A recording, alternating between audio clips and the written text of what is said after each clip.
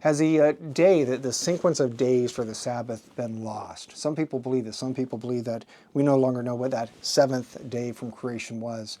Or I believe we do, and here's why I believe this. So number one, we know that Israel kept this day in the Old Testament. We know that our Father in heaven, Yahweh, commanded and that they observed this day. Ironically, a lot of people, they don't realize this, but in Acts 17 verse 2 and Acts 18 verse 4, we find there that Paul also kept the Sabbath. In fact, he taught, it says there, Jews and Greeks on the Sabbath, every Sabbath. So we see that they were keeping the Sabbath in the New Testament. We also know that the Jews, they've always kept the Sabbath. And in fact, if there's one command that defines, if you will, the identity of the Jews, it's still the Sabbath. So this day was never lost. The calendars changed. The dates have changed, but the sequence of days have never changed. And we know this historically.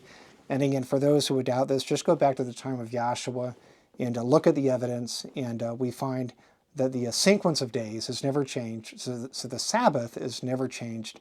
Saturday today is the seventh day, and it's a day we should be observing because we're commanded to it. And just one last note here. In Isaiah 66, verse 23, it says there that from one Sabbath to another, all flesh, it says, will worship Yahweh at this time. So if we're not keeping Sabbath now, maybe you're new to this and you've never heard this concept of Sabbath. Where Sabbath is Saturday. Sabbath is a day we should be observing.